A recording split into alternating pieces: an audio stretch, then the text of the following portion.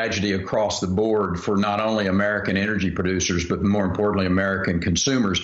And now with this latest move of where we're seeing literally hundreds of millions of dollars, $200 million in this case, going to a company called Microvast. Infrastructure money that is supposed to be creating national security for America, jobs for Americans, and it's being controlled by a communist country.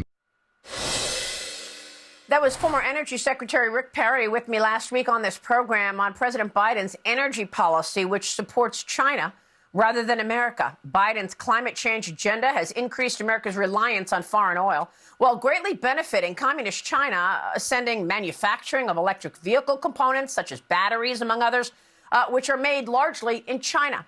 Attorneys general from across the country are suing the administration now over this agenda. Among them, Utah Attorney General Sean Reyes, who wrote an op-ed about the damage environmental, social, and corporate governance, or ESG, policies are having on the economy, with tens of trillions of dollars at stake. Joining me right now is the man himself, Utah Attorney General Sean Reyes. And AG, it's great to see you this morning. Thanks very much for being here. I want to ask you about this whole of government approach to ESG and how you were actually successful in beginning to get some of these big moneyed institutions to stop pressuring banks to not bank fossil fuel companies and get out of this climate change agenda. Tell us about your work. Yeah, thank you, Maria. Merry Christmas to you. It's not just banks. It's asset managers, it's companies, it's government agencies. And one of the things that we just had great success on, we asked the Federal Energy Regulatory Commission, FERC, for a hearing to look at Vanguard, which had just applied for, again, for investment with public utilities, to look at Vanguard and the effect that its stated ESG policies would have on prices, on grid stability, on inflation. And we asked that FERC make sure to hold Vanguard accountable. And amazingly, Vanguard took a step back, removed its membership from the Net Zero Asset Managers Association, and I think sent a signal to other large asset managers that they have to think twice or even three times about the consequences of these activist, progressive ESG policies.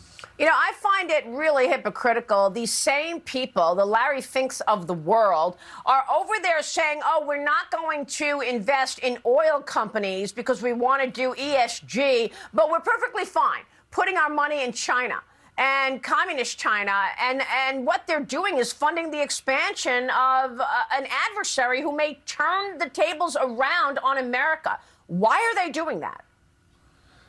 Maria, it is mind-blowing because they are putting our national security at risk.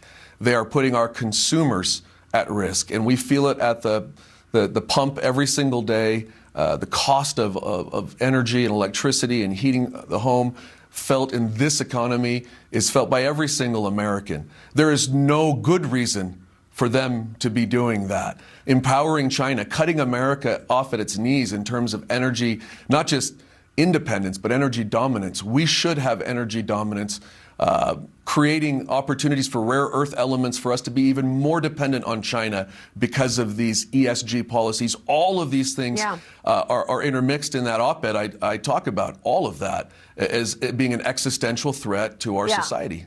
AG, I want to take a short break, but I know back in the day you ran a technology fund before you were the AG of Utah. I want to get your take on Twitter. And I was with you at the border, you and many other AGs last year. I want to get your take as Title 42 is about to end. We'll be right back with more from AG Sean.